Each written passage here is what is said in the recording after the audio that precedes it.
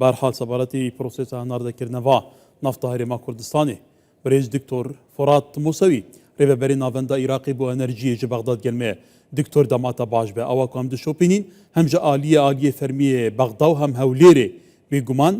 ev ê rêkeftinê bi rêkeftineke dîrokî binav dikin bû careke din destpêkirina şandan nafta herêma Kurdistanê ku niha derê de diçe bû benderê Ceyhan.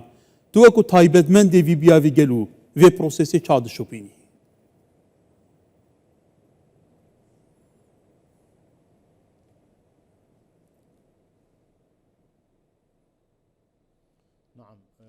سەرەتا زۆر سپاس بۆ میوانداریکردم لە ڕاستیدا ئەمڕۆ ڕۆژێکی مێژوویە ڕۆژی سەرکەوتنی گەلی عێراقە هەمووی بێکەوە پێویستە لەم ڕۆژەدا یادی بکرێتەوە پێویستە ئەم ڕۆژە لە عێراقیەکان لەلایەن عێراقیەکانەوە یاد بکرێتەوە ڕۆژی 2025 ئەمڕۆ ڕۆژی سەرکەوت دیپلۆماسیەت بوو لە کۆتایهێنان بە دۆسەیەکی زۆر قورس و ئاڵۆز دۆسەیە کە کێشەیەکی سیاسی لە پشتەوە بوو کێشەی هونەری لە پشتەوە بوو کێشەی ئابووری لە پشتەوە بوو هەروەها بوو هۆکارێک بۆ دروستبوونی کێشە لە نێوان کۆمەڵگەی عێراقی ئەمڕۆ کە ماوەیەکی زۆر بوو چاوەڕێ دەکرا ماوەیەکی زۆر بوو پەک خرابوو ماوەیەکی زۆر بوو کە هەوڵی پەکخستنی دەدرا هەندێک لایەن دەیانویست حکوومەتی هەرێم و حکوومەتی بەغدا لێک نزیک نەبنەوە بەڵام ئەمڕۆ سەرکەوتن ڕاگەیاند ئەمڕۆ ئەو هەوڵانە شکستیان پێهێنرا و هەناردینەوە یاریمی کوردستان بۆ دەرەوە دەستی پێ کرد هەروەها ئەم هەنگاوە دەبێتەوە کاری ڕێخستنەوەی سەرچاوی داهاتی عێراق ئەم بۆریەکی استراتیژی گرنگە بۆ عێراق ئەوەی ئەمڕۆ ڕوویدا تەنها و تەنها هەناردەکردنەوەی چەند بەرمیلێک نەوت نەبوو بۆ دەرەوە باڵکو سەرکەوتنی ڕێگەی دیپلۆماسی عێراقیەکان بوو ئەمڕۆ دیپلۆماسیەتی بەڕێز سوودانی و بەڕێز بارزانی سەرکەوت هەروەها هەردوو لە سەرکەوتن بەسەر ئەو ئاڵنگاریانەی کە لە بەردەمیاندا بوو ئەمڕۆ دیپلۆماسیەتی عێراقی بە هەرێمی کوردستانیشەوە سەرکەوتن لە دۆزینەوەی چارەسەر بۆ کێشەیەکی زۆر ئاڵۆز و قورس کە ماوەیەکی زۆر زۆر بوو لە نێوان حکوومەتی هەرێم و حکوومەتی بەغدادا هەبوو ئەم ڕێکەوتنە دەبێتە هۆکارێک بۆ سەقامگیری هەروەها دەرکردنی یاسای نەوت و غازی لە داهاتوودا هەروەها ئەم ڕێکەوتنە دەبێتە هۆکاری سەقامگیری ئابووری عێراق ولی ئەوەی جێگەی سەرنجە برێس دکتۆر فەرات پێشترجی میێوانێ من هەبوونە پسپۆرێن بیاوێ نەفتە بوونە هەمووان گوت ئیرۆ ڕۆژێکە دیروکیە مژارە شاندان نەفتە هەرێما کوردستانی کەواتە عێراق یەکێکە وڵاتین گرنگین هەناردەکردان نەفتێ بوو پێگەهێ عێراقێ کو جارێکە دن لە نەخشەی وزەیە جیهانی بەهێزتر ببێت تا چەند گرنگێ گەلو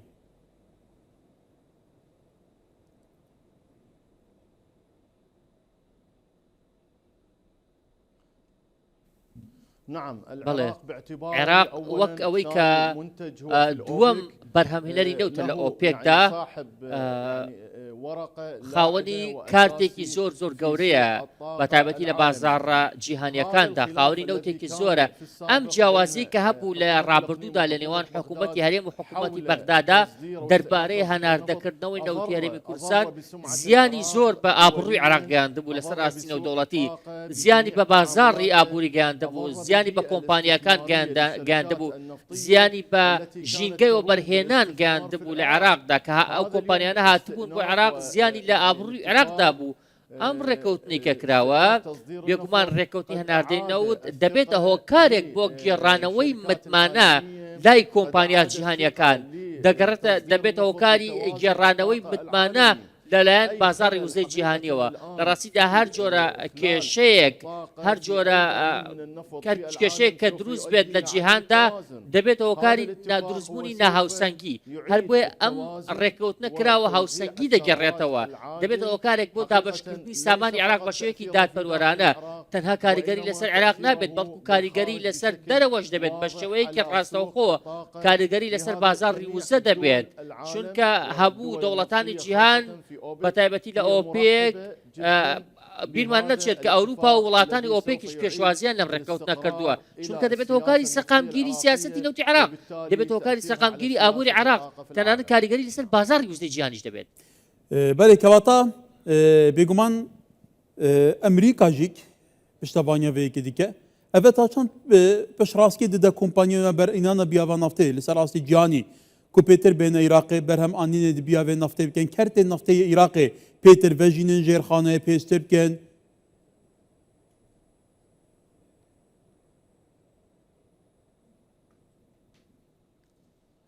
نعم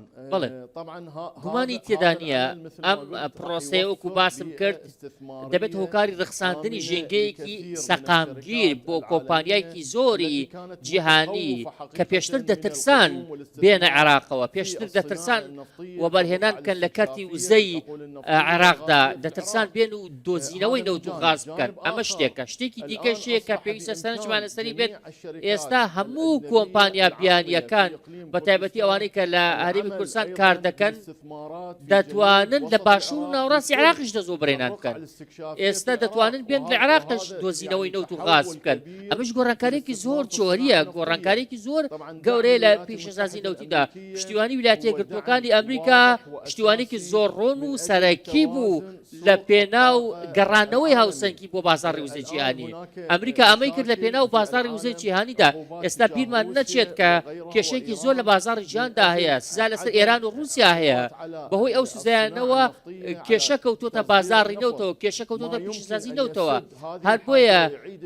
ئەم کێشەیە پێویستی بە چارەسەرە ئەوەی کە دەتوانێت چارەسەری بکات عێراقیش دەتوانێت ئەو ناوسەنگیە چارەسەر بکات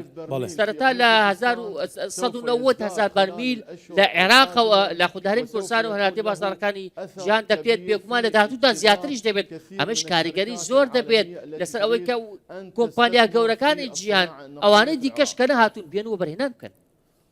دکتۆر توش زانی ینی سەدەما سەرەکیە کە پرسگirêkê heta niha bi salan berdewam kiriye nebûna yasayekê taybet e bi pirsa naftogazê li Iraqê ku proje yasa heye bêguman gelek hewildan e bikevîte parlamenî deng li ser bêtedan lê heta niha proje yasayê naftogazê nebûye yasa.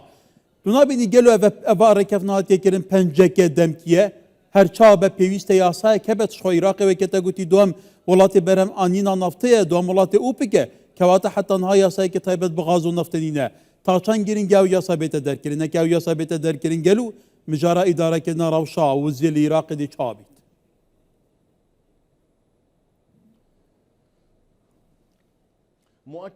گومانی تێدا نییە کە هۆکاری سەرەکی ئەو کێشانەی کە هەبوون لە سەر بابەتی نەوت و وزە لە نێوان حکوومەتی هەرێمی کوردستان و حکوومەتی بەغدادا نەبوونی یاسای نەوت و غاز بوو نەبوونی ئەم یاسایەتەوە پێستا کێشەی زۆری دروست کردووە ئەمە کێشەیەکی زۆر گەورەیە واتە نەبوونی یاسای نەوت و غاز بووەتە هۆکاری کێشەی ئابووری بۆ هەموو عێراق نەک تەنها بۆ لایەنێک بەڵکو بۆ هەموو لایەنەکان ئێستاش لە هەردوو لاوە دەنگ بەرز کراوەتەوە داوا دەکرێت کە ئەم یاسایە تێپەڕێنرێت داوا دەکرێت کە ئەم یاسایە بچێتە بواری جێبەجێکردنەوە بۆ ئەوەی کە کەس نەتوانێت سوودی ناهاوسەنگ و سوودی لابەلا لە سامانی عێراق وەربگرێت هەر بۆیە ئەم ڕێکەوتنە کە ئێستا هاتووەتە کایەوە دەتوانرێت ڕاستە ئەمە ڕێکەوتێکی کاتیە تاوەکو بودجەی داهاتووە ڕاستە ئەم ڕێکەوتنە تاوەکو ساڵی داهاتووی داراییە بەڵام ئەم ڕێکەوتنە دەکرێت هەنگاوێکی گرنگ و سەرەکی و استراتیژی بێت ببێتە دەرچەیەک بۆ دەرکردنی یاسای نەوت و غازیش لەلایەن حکوومەتی بەغدادەوە چونکە ئەو حکوومەتە نوێیە کە دێتە سەردەسەڵاتدا بەغداد دەتوانێت یاسای نەوت و غاز بە پشتبەسن بەم ڕێکەوتنە دەرکات لەلایەکی دیکەوە دوای 3 مانگ لەم ڕێکەوتنە ئەم ڕێکەوتنە بەردەوام دەبێت بە شێوەی مانگانە درێژ دەکرێتەوە تا ئەو کاتەی کە حکوومەتی نوێی بەغداد دێتە سەر حکم و یاسای نەوت و غاز دەردەکات هەر بۆیە ئەمە وامان لێ دەکات کە بڵێن پەلە بکرێت ئێستا دەبینرێت کە لایەنی جدی هەیە حکوومەتی هەرێم حکوومەتی بەغدا جدیەتیان تێدایە بۆ دەرکردنی ئەم یاسایە واتە ڕێکەوتنی 3 مانگە درێژ دەکرێتەوە دەبێت هۆکاری بۆ ئەوەی کە هەردوو لا ئەزمون پەیدا بکەن پێکەوە کار بکەن هەروەها دواترش هەردوو لا بکەنە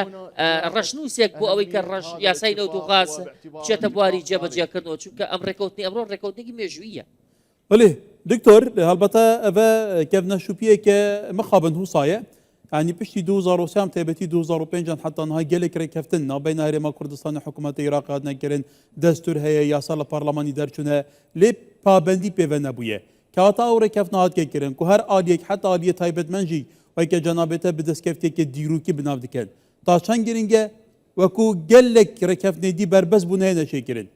êdî rasta rê bît û weke xwe biçît.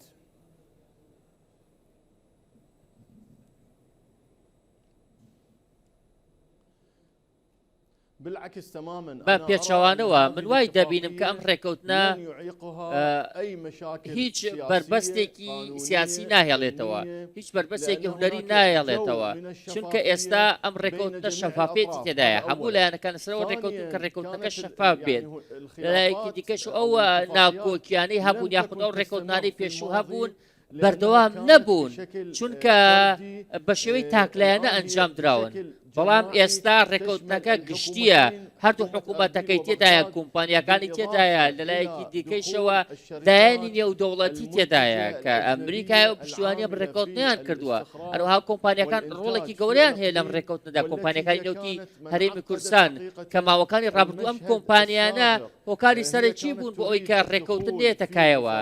ئەوان دەیانویست بچنە دانوستانەوە لەگەڵ حکوومەتی ناوەندی بۆ ئەوی مافەکانیان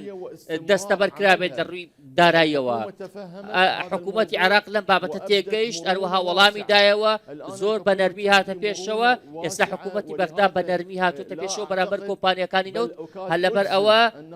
پێم وایە کەم ڕێکەوتنە بربەستێکی وای بۆ دروست نابێت. ئێستا هیچ بربەستێکیشی نییە، پێم وایە لە داهاتووشدا هیچ بربەستێک نایەتەکایەوە بۆ ئەوەی ئەم ڕێکەوتنە پاک بخرێت، چونکە ئێستا جیهان بە کێشەی جیۆسیاسیدا تێتە پەڕێت، کێشەی زۆر ترسناک لە ئاسی ناوچەکە لە ساسی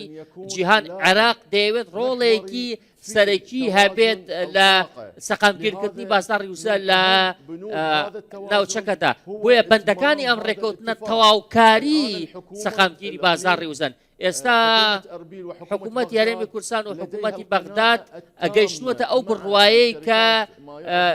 لەگەڵ کۆمپانیەکانی ئەپیکۆر گەیشتووەتە ئەو بڕوایی کە ئەم ڕێکەوتنە بێنەکایەوە بۆ ئەوەی کە